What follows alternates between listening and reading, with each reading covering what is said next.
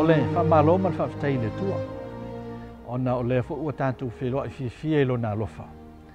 Ae alo maia si o tatou manatunatu i lana afioga o le a foʻi se faamalosi mo i tatou i auala tatou savaliga mo le atua. O le mataupu faapea o le manaoga faailoa.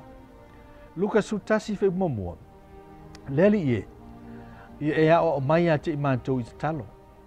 E whaapei o Ioane fo'i o na aoao i ona so. E leo se tala so o na lafo e le so. A o le manaonga whapitoa, ona o whailonga ma wawenga tutupu, pe a uma o na talo Iesu i lona tamai le langi. O le masani Iesu, o le fesota i lea ma le tua i no fuanga tufua, e ese mai le mafutanga ma ona so. Ua manatu ona so o lona malo si anga lea, ma ua lu i tawina ai o lātou loto. E le i tausanga i lātou e awao, pe whapewhea o na launga, pe whapewhea fo i o na pese. O le mana onga whailoa, i awao i lātou i te talo. A tonu ua lātou manatu e si le atu mea tau e whaia mo le atua, pe a te talo i lo o le launga po o le pese fo. E sili fo i le mana o te talo e o i le langi, i lo o le malosi o launga i le laulangi. O le avea fo i mawhai launga nga waa, e mawhai o na o ina i se tasi. Aina o Yesu e mawhai o na ia o ina le tangata i te talo. E tele ngā luenga taua e tau nuu manuia o na o te talo. I lo o le tele o launga umi i aso nei. O le memoni, a le ai pe i titi fo i te talo, o le a vai fo i le fola ina o le afionga le tu. O le te talo fo i, o le mea fo i fuina mo tangata uma. E te tau o na o ina le tangata ngalue po o le taitai. A o le te talo, o le mea lofa ua avanoa mo so se tasi.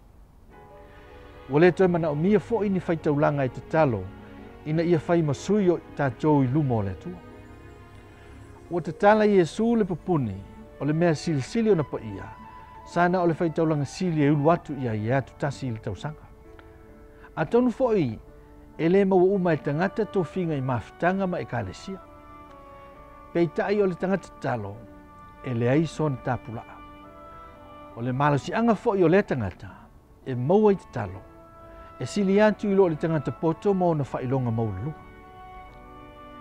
O le tala whaanonoa, o tātou whaangalo le mana, ma le tāu o te talo, ai whaalango i le poto masani e au nai i le atua.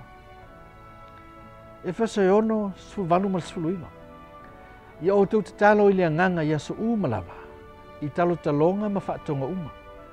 I o tau mātala pēa i le nei lava mea, ma matua tau sisi i le whaatonga mo tangata pa i umalawa.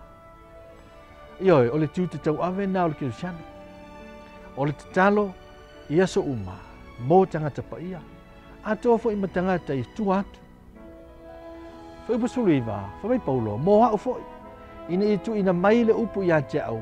Ina i au wha malosi o na tau talatu ma faailoa le upu o le talalei sa lilo. O le mea moni lawa. E mana o le tua i tele te talo.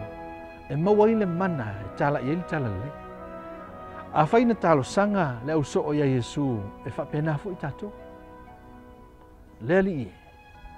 Ia e ao o mai ate i mātou i te talo. I le Lukas tutasi wha upas furu. A wā ai se o le atu, e maua e ia. O le sa ili, e iloa e ia. O le atu tui, e tō ina mai ate ia. Ia le nā, a whai o oio se tangata te talo. I a tili o na wha malosi te talo. Wha whitai fo inisi o mawhitanga. O lo o lātou wha tino i eili nei vaenga. O le ola o auna i le tua, o le talo. Ia, soifua ma ia manuia. Ono Yesu Kiristo.